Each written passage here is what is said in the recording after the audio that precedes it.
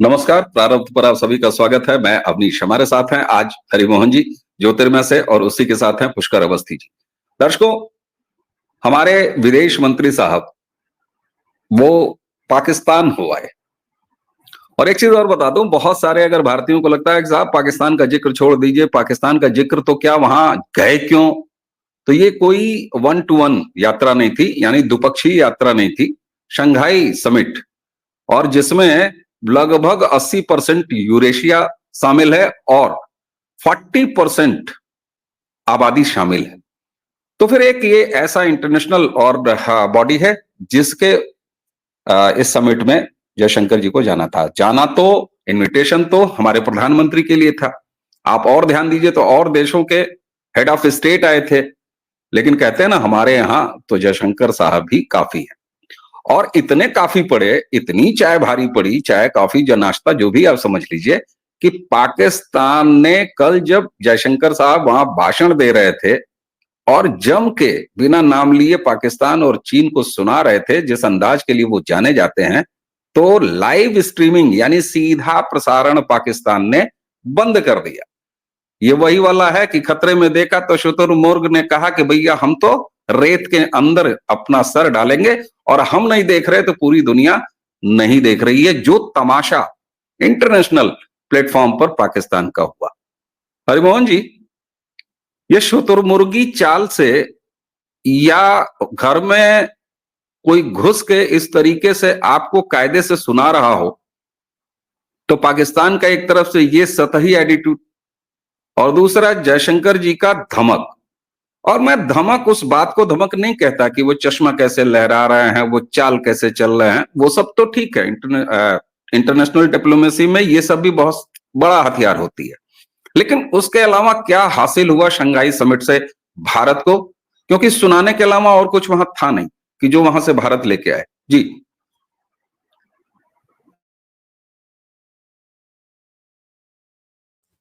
भैया, thank you जो आज आपने मुझे मौका दिया।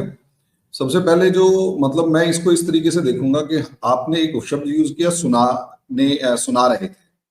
एक्चुअली मुझे ऐसा लगता है सुनाने के लिए ही गए थे, और जो बहुत पिक एंड चूज की फॉर्म में 3 शब्दों का चयन किए, बड़ा इंपॉर्टेंट। 3 शब्द कौन कौन से थे? Terrorism, extremism, separatism, hinder trade connectivity and energy flow. इस एक लाइन ने पाकिस्तान को सन्नाटेदार तमाचा मारा कि भाई अगर आप आतंकवाद और क्या नाम है, एक्सट्रीमिज्म, रेडिकलिज्म, या यूं कहें कि अतिवाद और उसके बाद अलगाववाद, इन तीनों को बढ़ावा देंगे, तो इससे फिर उम्मीद नहीं कर सकते कि ट्रेड, कॉमर्स और कनेक्टिविटी और ये जितने भी आप सपने देख रहे हैं पूरे होंगे।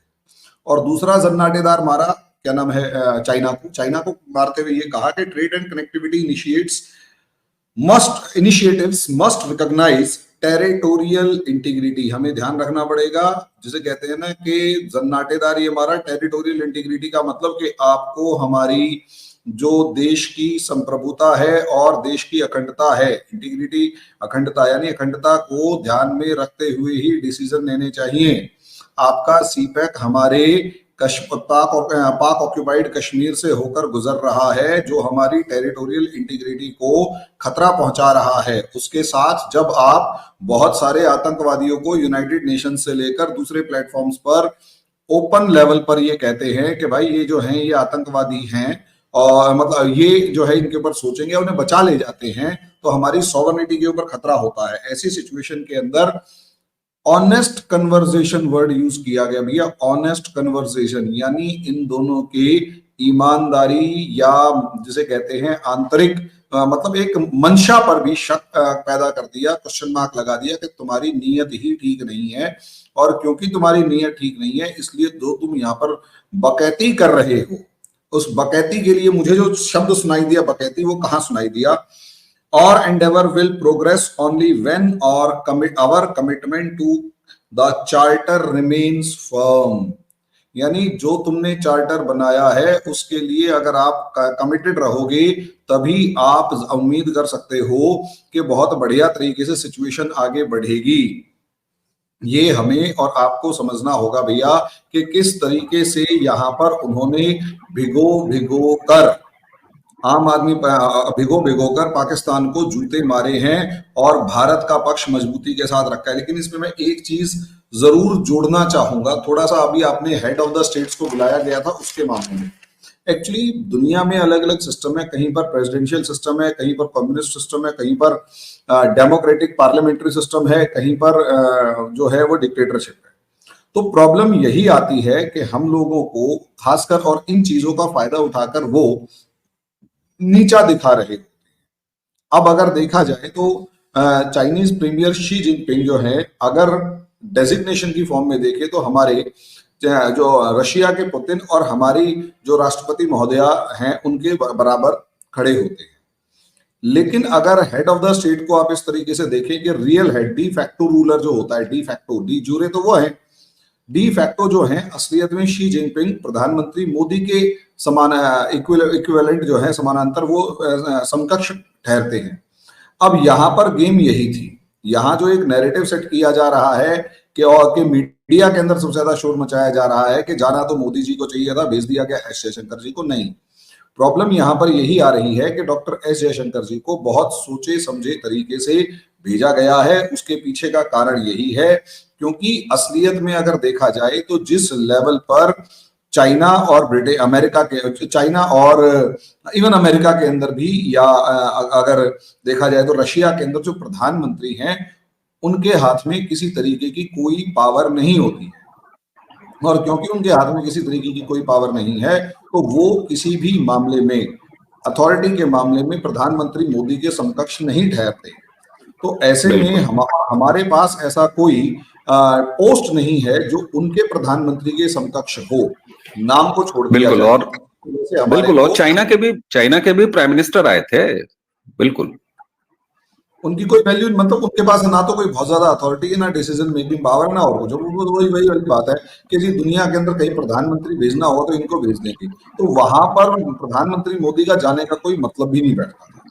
ठीक है, सवाल ये उठता ही नहीं। सवाल डॉक्टर जयशंकर के समकक्ष थे। जी सर, बिल्कुल बिल्कुल। और सवाल यहाँ है ही नहीं कि कौन किसको नीचा दिखा रहा है। देखिए, डिप्लोमेसी की जो टेबल्स होती हैं वहां पर कागज की बात होती है, देश के जो क्या रुख है किसी पॉइंट पर उस पर बात होती है। और आपने एक चीज कहा, जयशंकर साहब ने ये कह दिया कि साहब तुम्हारे ये जो शंघाई समिट है और इसका जो पूरा चार्टर है वही खतरे में है। अगर ये तुम चीजों को एक लिस्ट अपनी पेश की कि इन चीजों पर अगर काम नहीं कर रहे हो तो फिर तुम्हारा ये चार्टर नहीं है। और भारत का एक एटीट्यूड, उन्होंने तो ये यूएन की प्रासंगिकता पर भी सवाल उठा दिया कि भैया अगर तुम इन चीजों को एड्रेस नहीं कर रहे हो तो तुम्हारा होना न होना बेकार है। इसी तरीके से यहाँ शंघाई समिट में भी उन्होंने कह दिया तुम्हारा चार्टर ही गया तेल लेने। तो सवाल यह है कि भारत अब अपनी शर्तों पर जियोपॉलिटिकल सिचुएशंस और स्थितियों में अपना स्थान बना रहा है। ये चीज अब बेहद साफ हो चुकी है। पुष्कर दा, मैं अब आपके पास आऊंगा।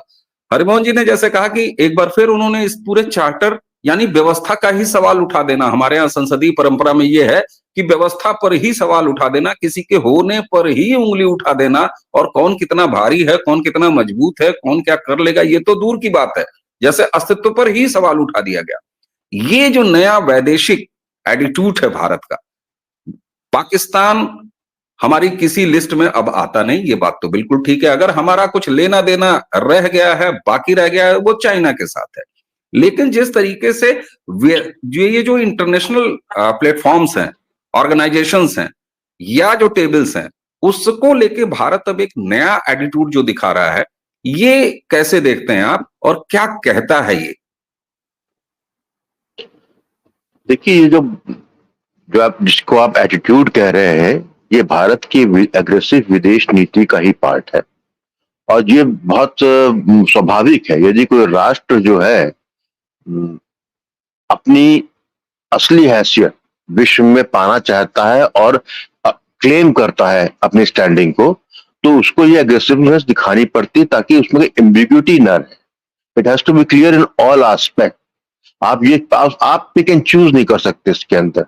यदि आप पिक एंड चूज करेंगे तो you will be a weak footing. ये कई लंबे समय से देखा जा रहा था कि भारत ने जो है अपनी बात में बड़ी स्पष्टता के साथ, और जिसको क्वेश्चन करना है उसे क्वेश्चन भी कर रहा था। आप इसको जो कनाडा में भी हुआ, कनाडा के साथ हुआ, ये पूरा या जिस तरीके से अमेरिका को जवाब देते हैं, तो आप उसको जो है पूरा इसको कंपोजिट रूप में लीजिए। जहां तक इसकी बात है एससीओ की, आप ये देखिए एससीओ को तो ऑलरेडी भारत ने पिछले 2 साल से डाउनग्रेड ही कर रखा है।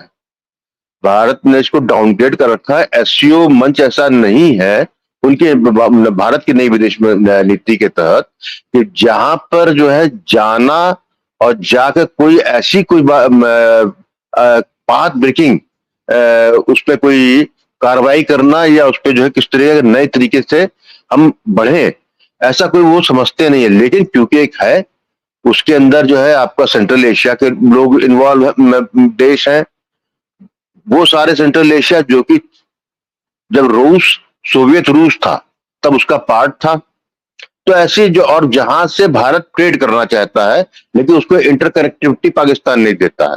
तो ये एक उसके पास एक कहना चाहिए कि एक रेडीमेड हथियार है जिसपे जो है प्रश्न भी करता है और सामने सामने करता है। अभी जैसे कि हुआ वहां पे और जयशंकर जी गए तो आपने पहली चीज देखा होगा कि मैंने आज तक जो है ऐसी हाइप नहीं देखी। जयशंकर जी जा रहे हैं कई साल, अमेरिका घूम रहे हैं, सब जगह जा रहे हैं, बड़ी यूरोप में एंगेज करते हैं, चाहे वो इंटरनेशनल कोई मंच हो उस पे हो या किसी जगह पे भी। लेकिन जिस तरीके से पाकिस्तान ने एस जयशंकर की पाकिस्तान यात्रा को हाइप बनाया, उससे लगता है कि उनके लिए ये महत्वपूर्ण नहीं था। वो जानते थे मोदी जी नहीं आएंगे, मोदी का प्रश्न भी नहीं था, क्योंकि उनकी वो कैपेसिटी भी नहीं रह गई उनकी।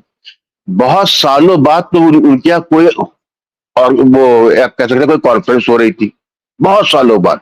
अभी $7 बिलियन IMF से मिला है वहां पे, तो उनको जो है क्योंकि उनके यहाँ कुछ नहीं हो रहा है, केवल जो इंटरनल जो उनके यहाँ जो क्रैक्स और वाइड ओपन हो गए हैं उसको दबाने के अलावा उनका कोई काम नहीं हो रहा।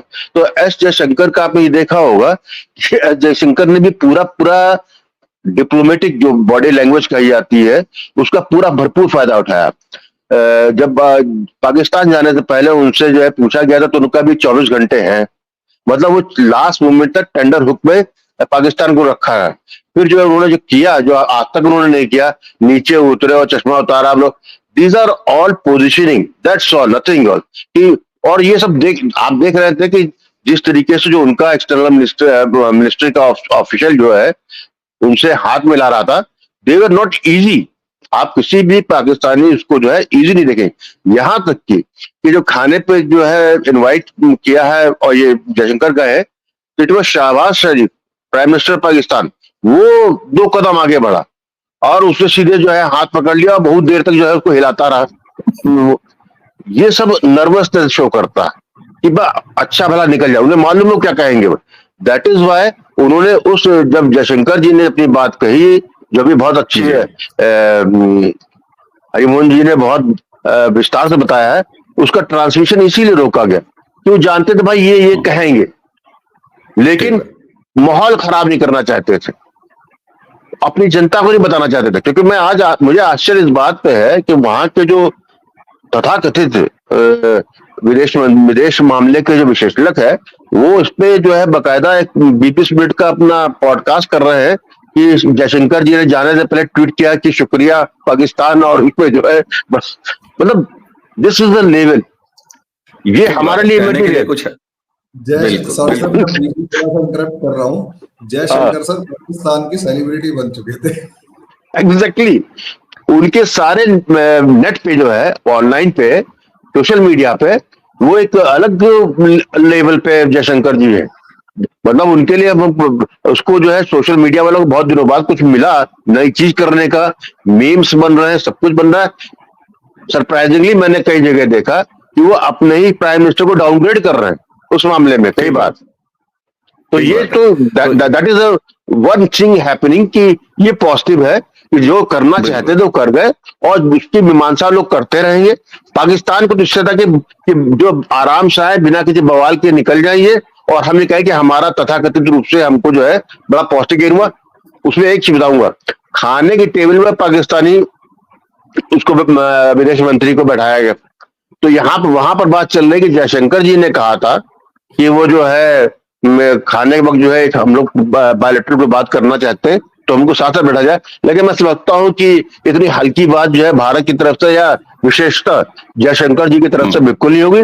वो पाकिस्तानियों ने खुद ही मैनेज किया होगा ताकि हम प्रोजेक्शन ये दे सके कि हमारा जो है भारत के साथ जो है हमने बायलैटरल जो है कोई वार्ता की है। That is all. क्योंकि उनका परेशानी ये है कि उनके चैंपियंस कप होना है क्रिकेट का। अभी तक उस डोलड्रूम में है कि भारत आएगा कि नहीं आएगा। उनको ये मालूम है कि भारत पाकिस्तान क्रिकेट खेलने नहीं गया तो बहुत संभव है कि चैंपियन का जो है दुबई या यूएई ट्रांसफर हो जाए। तो ये है इसका एंगल। जी बिल्कुल बिल्कुल। और मैंने बीते 24 घंटे में जितना भी पाकिस्तानी सोशल मीडिया को फॉलो किया देखा तो वहां तो बस यही था कि दूल्हा भाई आए और दूल्हा भाई चले गए का एक माहौल था। और आपने जो एक बात कही ना कि डाइनिंग टेबल पर बैठा दिया, एक तस्वीर तो कम से कम उतर आए विदेश मंत्री के साथ। और इसमें कोई शक नहीं है कि बात सिर्फ इतने ही हुई होगी कि मियां फलाने में नमक ज्यादा है और फलाने में नमक कम है। इससे ज्यादा की कोई और बात नहीं, तस्वीर एक निकल आई, यही एक तरह से कह सकते हैं कि अचीवमेंट था। हरिमोहन जी, पुष्कर जी ने जैसे कहा, आपने भी इससे पहले कहा कि अब इसकी कोई बहुत ज्यादा इंपॉर्टेंस नहीं है शंघाई समिट की। लेकिन अगर फैक्चुअल जमीन पर मैं देखूं और देखने का प्रयास करूं तो जैसा कि मैंने कहा, पुष्कर जी ने भी कहा कि बहुत सारे इसमें जो है कंट्रीज इन्वॉल्व हैं। यूरेशिया के लगभग 80% देश, अगर देशों का नाम मैं बताऊं तो China, Bharat, Pakistan, Kazakhstan, Kyrgyzstan, Tajikistan, Belarus, Iran और उज्बेकिस्तान, ये तो मेंबर हैं। और ईरान भी 23 में इसमें शामिल हो गया। अफगानिस्तान और मंगोलिया ये अलग से इसमें आते हैं। तो अजरबैजान है, आर्मेनिया है, मिस्र है, कतर, तुर्की, सऊदी अरब, संयुक्त अरब अमीरात भी इसमें है, मालदीव, नेपाल और श्रीलंका। तो गिनाने को इतने सारे देश तो शामिल हैं, एक जगह इकट्ठे हुए, 4 दिन के लिए इकट्ठे हुए। अब अगर जब तक ये इंटरनेशनल फोरम, ये प्लेटफॉर्म एग्जिस्ट करता है, क्या मायने इसके निकाले जा सकते हैं? क्योंकि भारत ने अपनी विदेश नीति में अब लगभग वो परिवर्तन कर लिया है कि वो किसी पंचायतों में जाके अपने मामले नहीं सुलझाता, यूएन तक उसका अब हिस्सा बन चुका है। 1 to 1 ज्यादा अब भारत की विदेश नीति में चल रहा है। ऐसे में ये इतने सारे देश, तो इसका एक जियो वर्ल्ड ऑर्डर में या भारत और बनाम दूसरे सारे, कुछ इससे हासिल हुआ? पाकिस्तान वाला तो हमारे लिए मैटर नहीं था, नमक था, दूल्हा भाई आए, दूल्हे भाग गए, बात खत्म। हम इस पर जरा फोकस करें कि यहां से कुछ हासिल हुआ। भैया, ये बताने से पहले मैं एक छोटी सी बात, थोड़ा सा उदाहरण देखना चाहूंगा। हम सड़क पे चलते हुए कई बार भूसे या तूड़ा, हमारे यहाँ तूड़ा कहते हैं, जो गायों पे डाला जाता है भूसा, उस भूसे से भरा हुआ ट्रक देखते हैं। भैया वो ट्रक इतना बड़ा होता है, इतना बड़ा होता है कि कुछ कहने की बात नहीं, और इतना भारी होता है कि कुछ कहने की बात दिखता है। मैंने एक दिन वैसे ही अगर मतलब पूछा कि भाई इसका पूरे के पूरे ट्रक के अंदर जितना भी भूसा है, इसकी कीमत क्या होगी? Can you imagine? क्या भैया 1 लाख रुपए से भी ऊपर नहीं, मतलब 20, 30, 50 हजार रुपए से ऊपर की नहीं है। कई बार तो इसको जहां पहुंचाया जाता है उसमें भूसे की कीमत से ज्यादा उस भूसे का किराया हो जाता है, ट्रक का किराया हो जाता है। अब आप यहां और वहीं पर अगर आप दूसरी जगह देखोगे, कार जा रही है, कार के अंदर 4 मतलब आप कुछ नहीं, कुछ किलो सोना ट्रांसपोर्ट कर लीजिए, जो दिखेगा भी नहीं, लेकिन वर्थ उस सोने की ज्यादा है। अब एससीओ को अगर आप उठाकर देखेंगे तो यहां पर आप और हम चाइना, रशिया और इंडिया को एक बार साइडलाइन कर दें, साइड में उठाकर रख दें। अब आप इमेजिन करके देखिए, वो जो 80% पॉपुलेशन है वो कहां गई? 80% यूरेशिया है, वो कहां गया? उसकी वर्थ क्या है? देखिए, कोई भी पंचायत है, उसकी वर्थ मैटर करती है कि वो किस लेवल पर है, कितना डीपली काम कर पा रहा है, कितना इफेक्टिवली काम कर पा रहा है, या वो जो डिसीजन पास करेगा या वो जो डिसीजन देगा उसकी दुनिया में धमक या खनक या सुनवाई कितनी है। भाई एक नाटो है, नाटो अगर ये दावा करे, उसमें 27 देश है, उन 27 देशों में पहले वो नाटो 10 देशों का ग्रुप होता था। अगर वो 10 देश जो हैं वो दावा करें या 11 देश दावा करें कि भाई हम ये डिसीजन ले रहे हैं, मैं गारंटी से कह रहा हूँ पूरी दुनिया हिलती थी, जबकि उनकी पॉपुलेशन ना के बराबर थी। ब्रिटेन, फ्रांस वगैरह की 2-3 और जर्मनी की पॉपुलेशन छोड़ दी जाए तो बाकी तो ऐसे जिनकी पॉपुलेशन 1 करोड़ से भी नीचे है कई, लेकिन इफेक्टिव है। वहीं अगर आप G7 का देखेंगे तो उसके अंदर इटली से लेकर जापान से लेकर और आप देखेंगे तो उसमें अमेरिका भी बैठा हुआ है। चलो अमेरिका को हटा भी दिया जाए तो भी जापान एक बड़ी इकोनॉमी है। उसके अंदर अगर आप फ्रांस ब्रिटेन को देखेंगे तो बड़ी इकोनॉमी है। तो मेरा अपना मानना यह है कि आप एक भानुमति का कुनबा इकट्ठा कर रहे हैं और उस भानुमति के कुनबे में हल्के लोग बिठा रहे हैं, बर्तन खाली है, बजेंगे। तो प्रॉब्लम एससीओ के अंदर यही आ रही है कि अल्टीमेटली एससीओ बनाया तो एससीओ को प्रॉब्लम दो आ रही है। एक, इसको प्रोजेक्ट तो ऐसे किया जा रहा है कि this is somewhat alternate to American groupings like NATO और सीएटो, सेंटो या फिर G7 या G20, जिनका लीडर अमूमन अमेरिका रहता है खासकर। उसी के कंपैरिजन में यहां पर ये ग्रुप हमने बना लिया जिसका लीडर चाइना है, और चाइना अपने आप को अमेरिका के कंपैरिजन में अमेरिका के पैरेलली पोज कर रहा होता है कि देखो हम ऐसे इस तरीके से।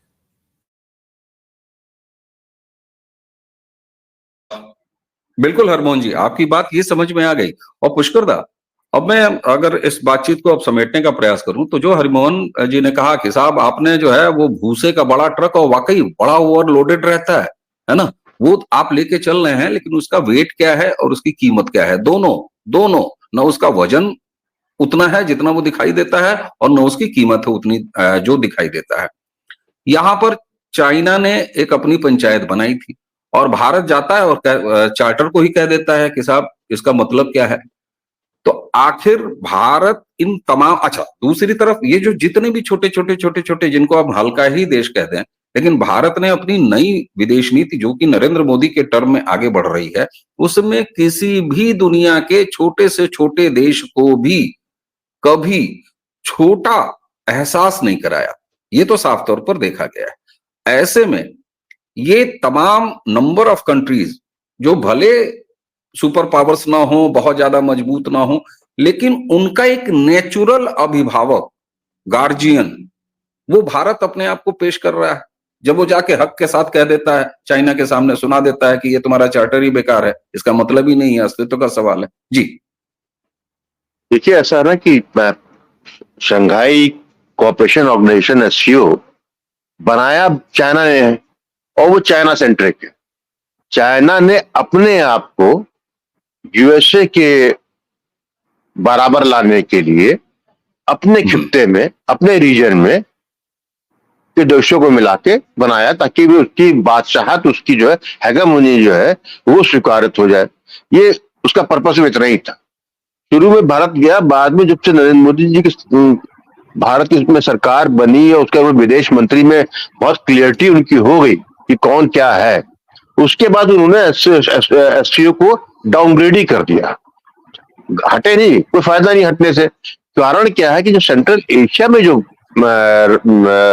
राष्ट्र हैं, वो उन राष्ट्रों में कुछ तो एनर्जी रिच है, गैस है जबरदस्त उनके पास। दूसरा, नेचुरल मार्केट है भारत के।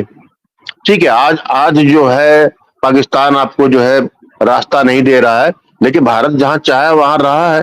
चाहबार उसने इसीलिए जो है ईरान में पोर्ट लिया, वहीं से जो है ट्रेन से कनेक्टिविटी भी ले रहे हैं, वहां से अफगानिस्तान ही पहुंच रहे हैं। तो ये सब लॉन्ग टर्म जो गेम है, इसमें स्पष्टता जो है मेजबानी भले पाकिस्तान ने की, लेकिन कार्ड पे जो है भले नीचे आरएसवीपी जो है शहबाज शरीफ का हो, लेकिन दूल्हा दुल्हन सब चाइना ही के थे। तो जो जैसे हमारे भारत जो गया था, वो वहां अगर गया, वहां ठीक है 51 रुपए 101 रुपए का जो भी न्योता देना था वो दिया, 20 घंटे रहे। 20 घंटे में जो बात मालूम थी कि कहेगी उन्होंने कहा, और पूरी महफिल लूट के चले। क्योंकि जो है चाइनीज प्राइम मिनिस्टर, उसका कहीं नाम नहीं आ रहा किसी इंटरनेशनल फोरम में। आया, जब आया तो उसका नाम, हाँ नहीं, उसका नाम तब आया कि जनरल मुनीर ने जो है करीब उससे 2 मिनट तक हाथ हिलाते रहे उसके साथ, चाइनीज पीएम के साथ। जयशंकर को जरूरत जी को जरूरत ही नहीं, वो अपना गए शहबाजी मिनट। तो ये लेवल है। जी बिल्कुल, तब लोगों की निगाह पड़ी कि ये चाउमीन कौन है जिनसे जो है वो लपक के हाथ मिला रहा है, 2 मिनट तक हाथ पकड़ के झूलते रहे। जी, अपनी बात खत्म करने में आखिरी 30 सेकंड लूंगा। जी, जो प्रोजेक्शन करना था हमारे प्रधान ये विदेश मंत्री एस जयशंकर को भारत की तरफ से, वो प्रोजेक्शन ये था, हम हैं हमें एससीओ एसओसी की हमें जरूरत नहीं है। वी आर तो जितने और सदस्य हैं उस राष्ट्र एससीओ के, वो अपने आप चूज कर लेंगे whom टू फॉलो। इंडिया ने, क्योंकि भाई इन्वाइटी तो चाइना का बनाया हुआ है, तो वो है, लेकिन जो चाइना अपने हेजेमोनी को जो एस्टैब्लिश करना चाहता था, वो बुरी तरीके से असफल अब तक तो होता दिख रहा है मुझे, और मुझे सफलता को गुंजाइश लगती भी नहीं इसके अंदर, क्योंकि इंडिया एट पार वहां पे आ चुका है। जी बिल्कुल बिल्कुल, ये साफ तौर पर है। और हम लोगों की जितनी भी ये 25-26 मिनट की बातचीत अब तक हुई, उससे ये साफ हो गया कि साहब ये थोथा चना है। और मजे की बात ये, थोथा चना तो है ही है, घना बाज भी नहीं रहा। सवाल तो ये है भाई, थोथा चना बाजे घना हो तब तो चलो, कुछ हल्ला हो, कुछ शोर भी हो। हरिमोहन जी, बेहद संक्षिप्त में आपके साथ टेक्निकल इशू था, लेकिन आपने दोबारा वापसी की, बाउंस बैक किया। बिल्कुल हरिमोहन जी ने आज बिल्कुल जयशंकर जी के वाले अंदाज में बाउंस बैक किया है एक बार फिर। अंतिम टिप्पणी आपकी, पुष्कर दादा ने अभी जानते हैं क्या कहा? उन्होंने कहा कि यार कार्ड में आरएसवीपी में लिखा था पाकिस्तान का नाम, लेकिन ये जो कन्यादान था, आई एम सॉरी कन्यादान कह रहा हूं, मतलब जो ये भोज भात था, ये चीनी सिक्के थे कि अबे ये ले कुछ करा ले अपने यहाँ, है कुछ नहीं हो तो 10 लोगों को बुला के खाना ही खिला ले, वरना पूरा जो गांव है वो कह रहा है यार अजीब मलेच्छ है हो तुम, 20 साल से सबके यहाँ कूद कूद के खा रहे हो, अपने यहाँ खिलाया नहीं। तो ये उसी तरह की कोई कवायद थी, इससे ज्यादा कोई इंपॉर्टेंस इसका? भैया देखिए, इससे ज्यादा इंपॉर्टेंस कुछ भी नहीं है। देखिए, ऑब्जेक्टिव जो 2001 में था वो यही था कि अपना एक डोमिनेंस एस्टेब्लिश किया जाए, क्योंकि रशिया के अंदर पुतिन आ चुके थे और चाइना जो है वो उस पुतिन मामले में बड़ा क्लियर हो चुका था कि भाई इसके साथ मिलकर अमेरिका को काउंटर करना है। और 1991 के बाद कहीं ना कहीं चाइना जो है अपना डोमिनेंस एस्टेब्लिश करने की कोशिश कर रहा था, और वो बहुत अच्छे तरीके से जानता था कि चाइना जो है अकेला अमेरिका के खिलाफ कम से कम अगले 25-30 साल तक नहीं खड़ा हो सकता। इसीलिए 2001 के अंदर हम देखेंगे कि चाइना जो है एक डोमिनेटिंग रोल में आने से पहले एक ग्रुप बना रहा था, एससीओ। लेकिन प्रॉब्लम ये आई है, एससीओ के अंदर असलियत में पहली दसल, यहां इंडिया को ना देखें, एससीओ एक वो जो थोथा चना में बाजे घना वाली बात में, जो घने बाजते हैं उसमें भी भैया घुंघरू के ऊपर है ना एक मटेरियल होता है, उसमें तो कम से कम मटेरियल होता है, ठीक है, वो तो कम से कम पीतल का होता है, यहाँ तो वो भी नहीं है, वो तो भूसा है, भूसे को बजा के दिखाओ मैं मान जाऊंगा। अब इसी चीज को इस तरीके से इसी चीज को इस तरीके से देखा जाए, अल्टीमेटली पाकिस्तान के बावजूद एससीओ के अंदर सबसे पहली लड़ाई तो सेंट्रल एशिया के ऊपर अपना दावा ठोकने की या कब्जा दिखाने की चाइना और रशिया के बीच में ही है। पहली लड़ाई चाइना और रशिया के बीच में है, एससीओ मतलब सेंट्रल एशिया के ऊपर। और रशिया को पहले रशिया इसमें नहीं था, रशिया को अंदर एंटर करवाया ही इसलिए गया ताकि एससीओ के अंदर खासकर सेंट्रल एशियन कंट्रीज जो हैं वो कंफर्टेबली रह सके। उसके बाद इंडिया को क्यों करवाया गया? क्योंकि चाइना रशिया जानता था। अब ये राजनीति को 2 मिनट समझेंगे तो हमारे को पूरी ऐसी समझ में आ जाएगी कि भानुमति का कुनबा एक दूसरे के सर फोड़ रहे हैं। अब इंडिया को एंटर क्यों करवाया गया? इंडिया को एंटर करवाया गया रशिया के दबाव में, क्योंकि रशिया जानता है कि इकोनॉमिकली वो इतना स्ट्रांग नहीं है और चाइना के ऊपर डिपेंडेंट है। अगर इंडिया आ जाता है तो इंडिया और रशिया दोनों मिलकर चाइना को इकोनॉमिकली काउंटर कर पाएंगे, और अगर रशिया और चाइना दोनों काउंटर कर पाएंगे तो ऑब्वियस सी बात है कहीं ना कहीं चाइना दबेगा, उसकी बात का उतना दबाव नहीं रहेगा रशिया के ऊपर जितना होना चाहिए, क्योंकि इंडिया की वैसे भी खटपट है। और उसके बाद अच्छा इसी चीज को फिर चाइना भी काउंटर करेगा कि इंडिया आ गया तो चाइना को तो दबाव होगा, तो इंडिया आया और चाइना को दबाव होगा तो चाइना क्या करेगा? पाकिस्तान को ले आएगा।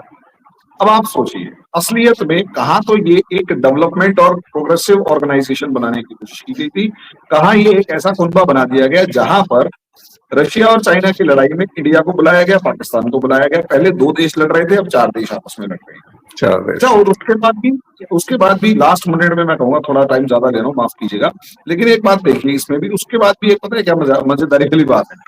मजेदारी वाली बात यह है उसके बाद भी कि अगर आप इसमें देखेंगे एक चीज कि भाई यहाँ पर जो एससीओ है उसमें पाकिस्तान की एक आदत होती है कि दुनिया के किसी भी इंटरनेशनल मंच के ऊपर वो कश्मीर का इशू उठाता है। मजे की बात देखिए कश्मीर यहाँ, लेकिन देखिए ना एससीओ के मंच पे नहीं उठाया। बायलैटरल मीटिंग हुई पाकिस्तान और चाइना की, उस बायलैटरल मीटिंग में उठाया। ये पता है क्या दिखा रहा है? ये दिखा रहा है, हमारे हरियाणा में कहावत है कि भाई टाटे क्यों है, यानी शोर क्यों मचा रहा है कि मुझे लड़ना है, कि फिर छेड़े क्यों है, इस तरह को ये 10 क्यों लगे हुए हैं?